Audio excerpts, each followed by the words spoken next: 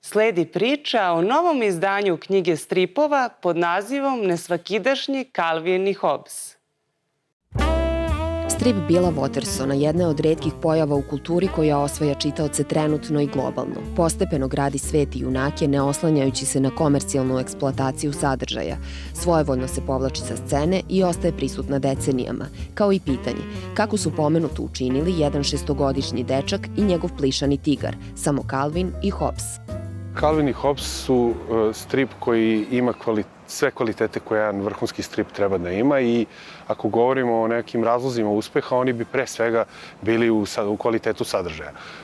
Što se tiče neke komercijalne uspešnosti, odgovor na to bismo mogli da potražimo možda u tome što su Calvin i Hobbes verovatno poslednji veliki američki novinski strip.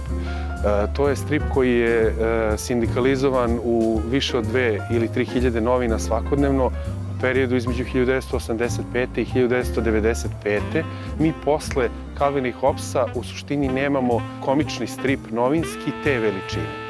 Prvi kaiš Calvina i Hobbesa objavljen je u periodu krize likovnih sadržaja u dnevnoj štampi, u širem društvenom kontekstu u periodu intenzivnih polemika koje su se od početka decenije odvijale u anglosaksonskim sredinama, ali i postkomunističkim i tranzicionim zemljama, a čiji je fokus između ostalog bio na uplivu komercijalne kulture, umetnost i sve segmente stvarnosti. Billu Wattersonu pošlo je za rukom da kroz dnevnu štampu artikuliše i oblikuje klasik umetnosti stripa i sam iskretao pažnju na posledice komercijalizacije devete umetnosti. U slučaju šestogodišnjeg dečaka i njegovog plišanog tigra, Wattersonovo obrazloženje bilo je jednostavno. Calvin i Hobbes je kreiran da bude strip i to je sve što ja želim da bude. To je jedino mesto gde sve funkcioniše onako kako sam namerio.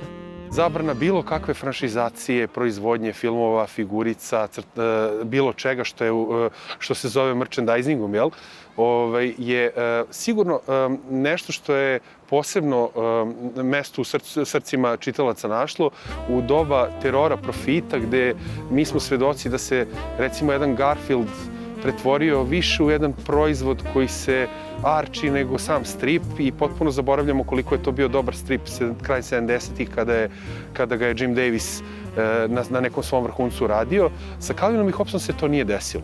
Kroz poznate i bliske prizore iz sopstvenog detinjstva u malom mestu nedaleko od Clevelanda, Watterson je čitaoce poveo kroz različite aspekte odrastanja i porodičnih odnosa, a u avanture junaka nazvane po teologu Jeanu Calvinu i filozofu Thomasu Hobbesu upisao mnoge filozofske rasprave i komentare o društvu. Bill Watterson rešava iz ugla Calvina jednim dečijim jezikom probleme o kojima mi možda pišemo naučne eseje i vodimo čitave debate i polemike. On je potkovan za to bio, jer je on pre toga radio političku ilustraciju, tako da se dosta izverzirao, da zna jezgrovito da kaže u nekoliko reči ono što je srž problema, a onda kada to još smestite u perspektivu šestogodišnjeg dečaka, onda to postaje i zabavno, a istovremeno i opomenjujući. Sredinom 90-ih Watterson se oprašta od čitalaca. Avanture Calvina i Hobbesa do danas se doštampavaju u impresivnim tiražima. Na srpski je nedavno prevedena i treća knjiga koja objedinjuje 2 kolekcije, naslovljena Nesvakidašnji Calvin i Hobbes. Kod te vrste stripa izuzetno je važno kako se pristupi prevodu, izuzetno je važan kvalitet štampe, jer zahvaljujući neverovatnom kvalitetu i duhovitosti priča koje nam plasira Bill Watterson, često se previđa koliko je on dobar crtač, a o tome najbolje govore zapravo njegove kolege crtači. Mi to nekako uzimamo možda i zdravo za gotovo.